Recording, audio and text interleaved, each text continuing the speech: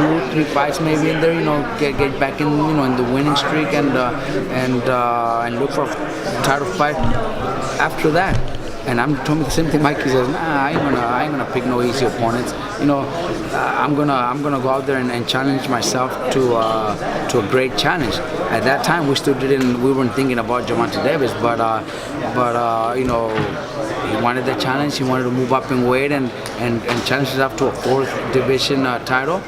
So we got to support them. We got to admire their will to move up and take the biggest challenge.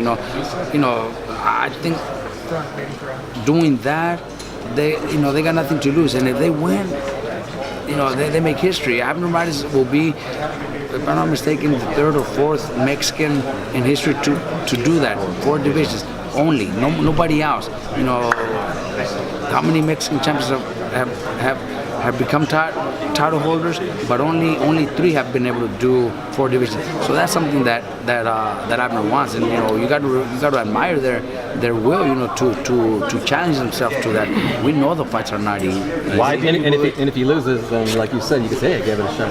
Look, I'm telling you, he lost his last fight to Leo, and not to disrespect Leo, but look at Leo's next fight. Abner's taking the biggest challenge out there. You know what I mean? It's just that's just the way they are. Abner, Mikey, they think very similar. We had so many options for Mikey too. But Mikey, since early this year, I think February of this year, when Spence fought was it Peterson? Ocampo? No. Before that, he fought Ocampo in June. Oh, No. Peterson, right? Mikey said, "You know what? I want to challenge him. I want to fight that guy." And since then, nobody's changed his mind. We tried. There's so many. He's champion at 135. He was champion at 142. We could have, had so many. We had so many options. But he just said, "That's what I said, and I'm going to go for it." Was he comfortable at 26? Could he have stayed? No, he's good at 26. I'm just good. No problem making 126. It's just a challenge for him. He just wants to, try that 4th division and and accomplish something that very few think he could do, and only 3 Mexicans have ever done it. Do you think one reason also might be that he's getting older now? Is there some maybe more urgency in his career to do as much as he can while he still can? Somebody mentioned maybe 3 more fights. I don't think so. Look, yeah, we talked about that too, and we know that yes, they're already past 30, and with so many fights, so many wars, so many training camps, their bodies do get tired. Their bodies, start to change, but Abner could have done 2 to 3 fights with lesser opponents and still make good money. These guys get paid really well. It's not like he's gonna go fight for $10,000. These guys get paid a lot. So he could have easily done it, and that's what I try to tell him. But he said, "Look, coach, I don't want those type of fights. I want to challenge myself. So I'm like, let's do it." So we're already training. We're already sparring. He's already getting in shape, and we're gonna go out there to do whatever it takes. Why do you believe Abner Mares, Tank Davis is a tougher fight than early days? Well, look, because just the fact that people have seen Tank knock everybody. Pretty much, he only has 1 decision, and I know that's what everybody's looking at. He's a knockout artist. Abner has been knocked out before, so very few see what I see in the gym. The hunger that he's got, the dedication. So I say that because I'm thinking that's probably what you guys are thinking also. Because he's been knocked out. He got knocked out by Johnny Gonzalez. Or the comparison with Cuellar. Okay, he beat Cuellar. He outboxed Cuellar and won the decision. Tank knocked him out 2-3 rounds. I don't even know how long it took. When Abner beat Cuellar was the world champion. Cuellar was the favorite. We were not supposed to win that fight. So I think we got the best Cuellar out there as a world champion, defending his title and wanting to beat Abner Mares. Because when Cuellar was with me, when he won the title, that's the only name he wanted to fight, Abner Mares. I want to fight Abner Mares. We never got that chance. And then things happen for a reason. He moves on, goes with somebody else, and here comes Abner to train with me. So Cuellar was the best Cuellar at that moment when Abner beat him. When Tank beat him, Cuellar quit, man. Come on, Cuellar didn't even want to be in there. Cuellar was, I'm not saying he wanted to do it just for the money, but I'm sure he got a really nice payday and he wasn't hungry anymore. So that's the difference, you know, but it is a tough fight. I do believe it might be tougher. I do believe that.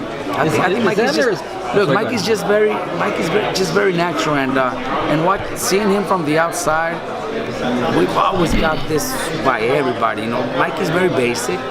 Nothing special about Mikey where people are, you know, wow about Mikey, but inside the ring is just a totally different story, and you can hear that from all his opponents, sparring partners, whatever. It's, you know, that's, everybody says he's got the same thing as Abner. If he loses, he could say, "Listen, I took a big risk and I gave it my best shot." Right? You're right, but neither of them are thinking like that. Neither of them are thinking like that. No, you're dead if you think like that. They're training to win. Robert, how long is he going to be away from you? And is that new for him to be away this long with I know he's going to work with Victor Conte, but how long is he going to be over there? We got to March 16, and it's going to be to probably end of January. Right now, he's still doing boxing workouts. My son is over there with him, so they're still doing their mid work and everything. Same thing he would be doing in the gym with me.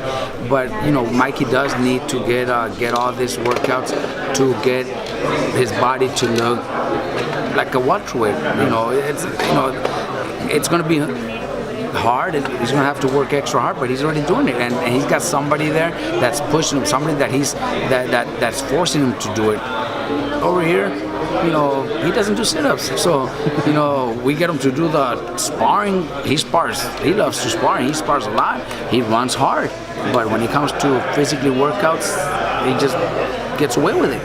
You stated that Mikey Garcia saw something in the Lamont Peterson fight as it relates to Errol Spence. You were actually at the Ocampo. You had some kids on the undercard. What have you seen in Errol Spence since you've seen him live that gives you a chance? And use your quote. I think the best. I think the best fights to see what Errol Spence has is probably Kell Brook and Peterson.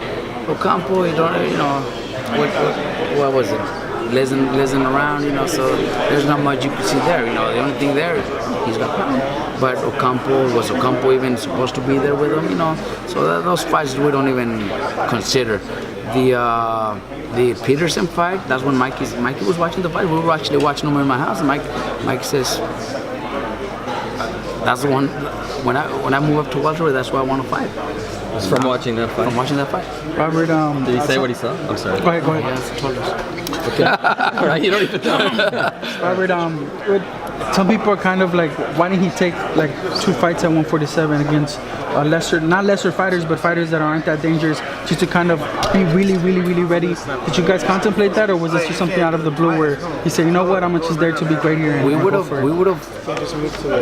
wanted him to do that.